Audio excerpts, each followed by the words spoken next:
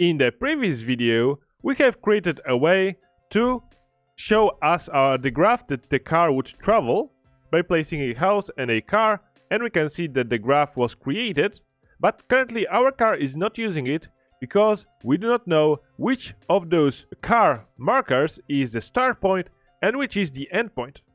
In this video, we are going to implement the logic to our dead-end road prefab so that it knows which is its start and end position, so we can experience how our car will follow the path that we have found. Next, we are going to implement this logic for the other prefabs, but let's start with the dead end since this will be the simplest one. So what we will need to do is we will need to go to our scripts folder, to the AI, and here we should have this road helper script that we were working with a couple of videos ago. So let's double tap on it to open it up in Visual Studio. Great! Now, as you might recall, road helper is assigned to every prefab that we have. If we quickly take a look at the dead end, street prefab, we can see that it has assigned road helper. And as I was talking previously, it doesn't matter for this prefab what is the rotation of it. We have decided to implement the right-hand side traffic, so our green marker will always be the outgoing marker, while the red marker will be the incoming marker.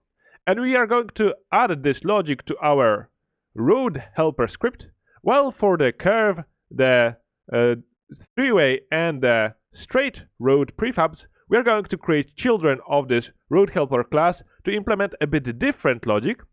And since for our four-way street, if we open it up, we cannot really place near it a house, since we can only place houses and it will find a road prefab in the cardinal direction, so it will stay with the road helper script. This isn't the best architecture, but it will work. So let's go back to our road helper script. Great. And what we will need to do is simply create here two fields below the approximate threshold corner. We are going to create a serialized field attribute, and we are going to create private marker, incoming, and outgoing. And as I have said previously, this will only be for our marker dead end. And since we can leave it on the four-way, since it will never ask for those markers, since there will never be a building that starts from a four-way street. So to get those markers, we will have to implement a couple of methods. As you can see, we have for pedestrians, get position for pedestrians to spawn. So we will need to have something like this for our car. So let's copy this method and let's paste it below. We are going to swap the maybe get position for car to spawn. And we are going to take vector3, and as I have explained previously, we will need to know the next position on our road.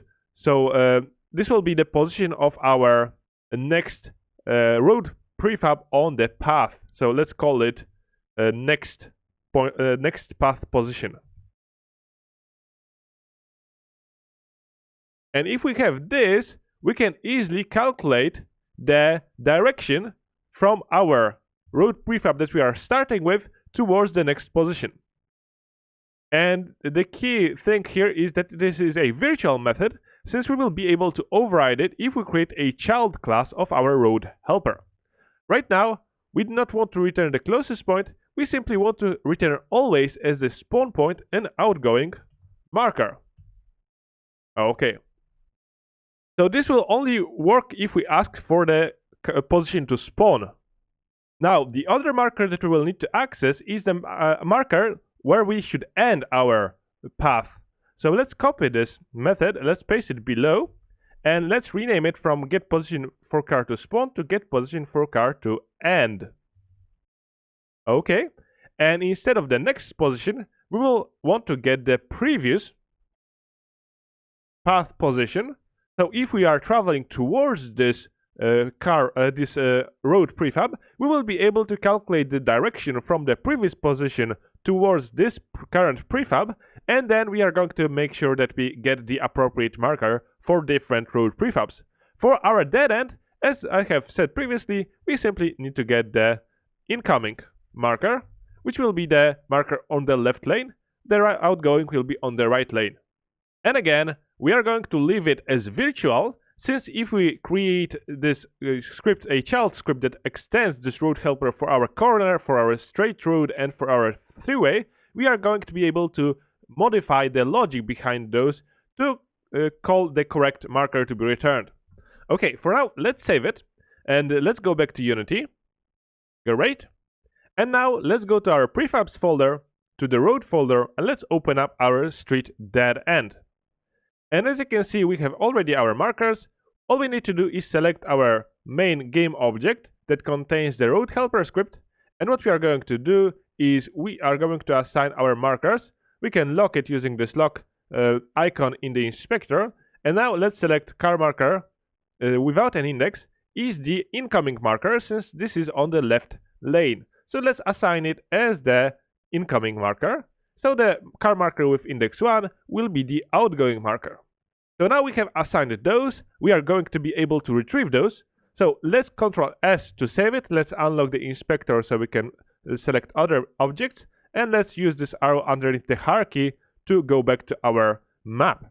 So now we will need to have a way to use those markers.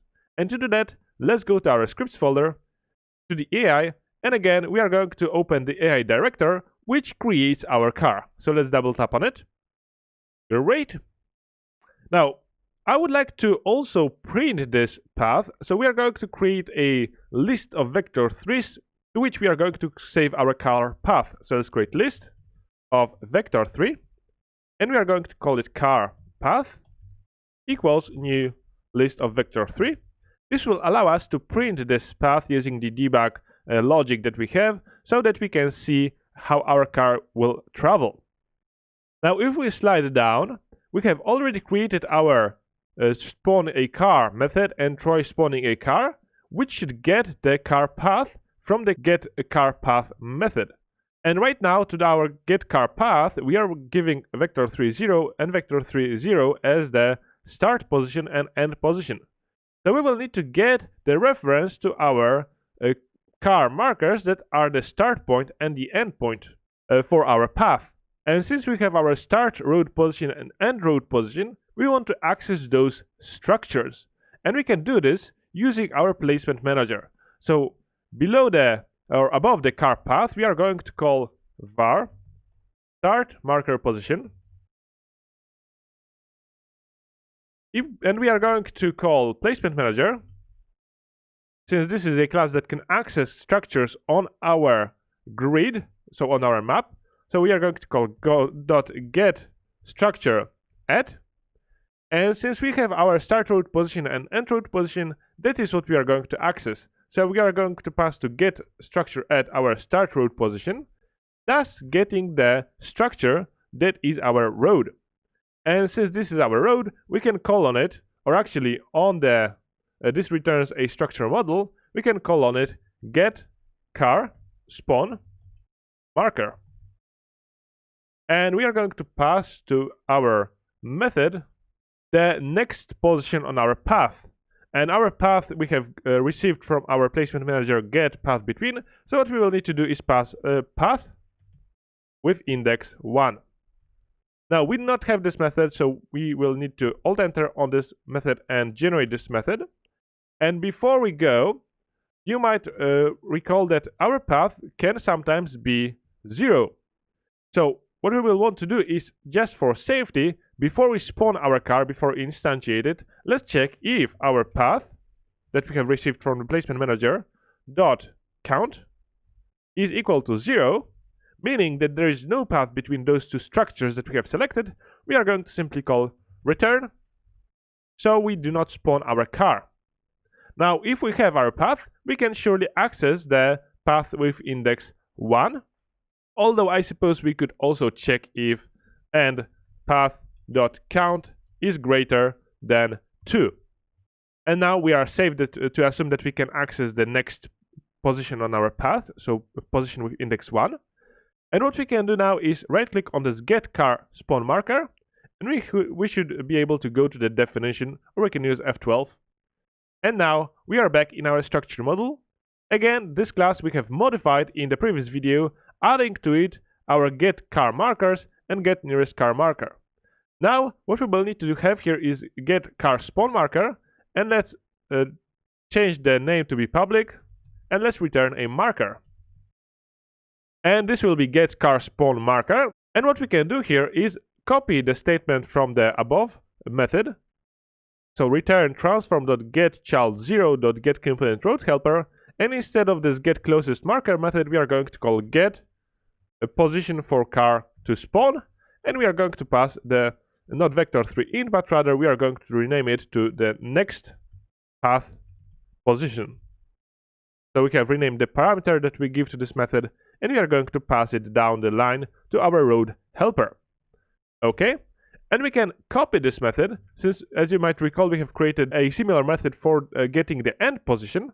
So let's rename the method to be getCarEndMarker, and we are going to pass to it previous path position,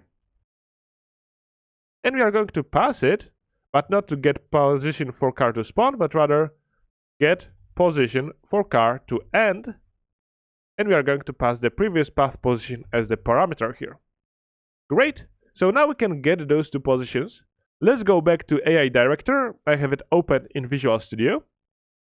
Okay, so here we have received our car spawn marker. So let's copy this statement and let's paste it below. Let's call it end marker position, and let's call on it get car end marker.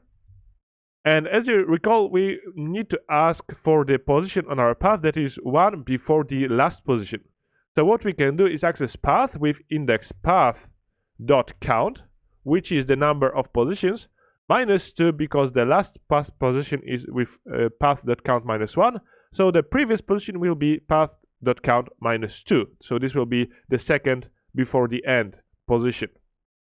So now what we will need to do is, of course, we will need to pass those two positions as the input for our getCarPath. So let's pass to our getCarPath the start marker position, and this is marker, so we will need to pass it start marker position.position as the start position for our getCarPath. And what we will need to do as the third parameter, pass the end marker position dot position. So now our getCarPath, let's right click on it and go to the definition, takes the start position and end position and call carGraph, creates our graph. And what we'll need to do is simply to run an A-star algorithm on this graph to find our path. And since our adjacency graph have already this method, we have implemented it in the Pedestrian AI tutorial, we can call on it A-star search and pass to it graph, start position and end position. For our graph, we are going to pass car graph. For our start marker, we are going to pass start position, and we are going to pass as last argument end position. And this should return us a path that A-star has found through our graph. Now, of course, there might be no path between those two structures. So let's go back up when we had our try spawning a car. And here we are calling the getCarPath method. And here what we will want to do is if our car path.count is greater than 0, this means that we have a path that our car can follow. And as you might recall, we have set path above here. After instantiating the car, we have received the path. So what we can do is actually cut out this instantiation and paste it inside our car path. So this will allow us to create the car only if we have a path that we can give this car. And what we can do is simply, instead of this path.convert_all method, we can set path to be our car path. And this will be the correct path because this is a list of vector 3s. Now we have also created at the top of our class the carPath variable, so we can print our carPath using the debug.log line. So what we can do is slide down to the try spawning a car, and instead of var, let's delete this var because this will now assign to our global field called carPath. So let's slide it down when we have where we have our update method, and it is currently drawing a graph using the drawGraph method. And what we can do, we can add here for loop. So tap to create it from the snippet. And we are going to call for int I equals, and we need to have 1. I less than our car path dot count I plus plus.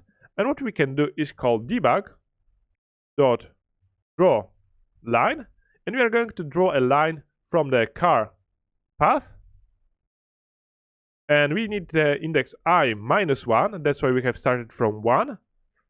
We are going to add to it plus vector 3 dot up, maybe times 2, so it will be printed above our graph. Let's set the second point as car path with index I. Again, we are going to add to it vector 3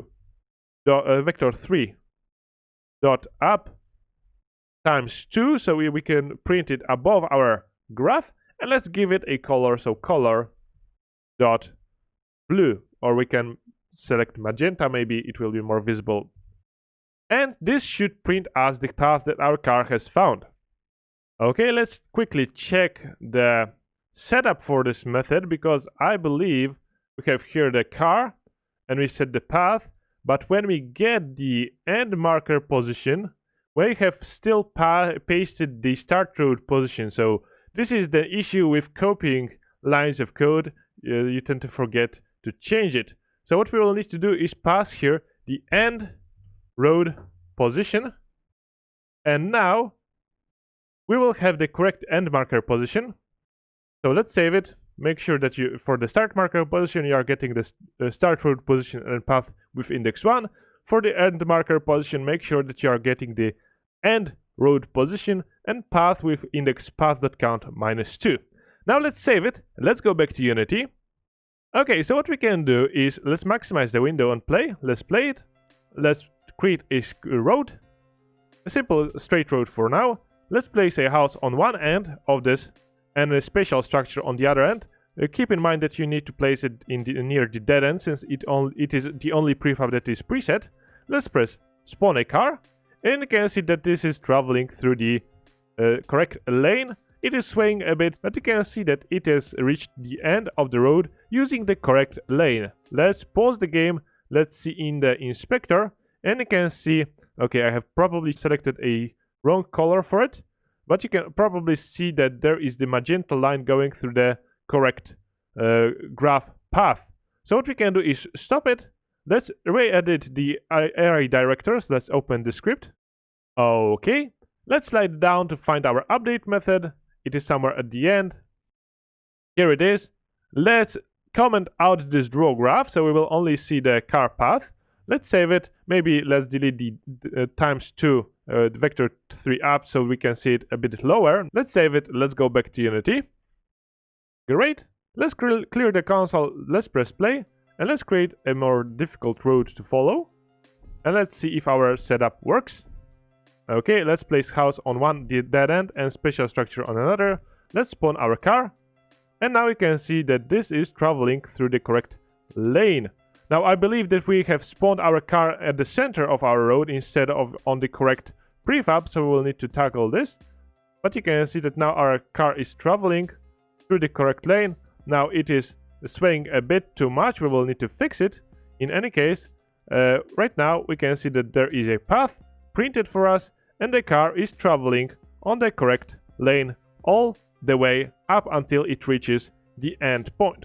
So now this works. Let's only pause for a second and let's see the path. We can click this axis tool to select the y-axis and top to select the orthographic view, and you can see that this is the correct way the car should travel through our lanes.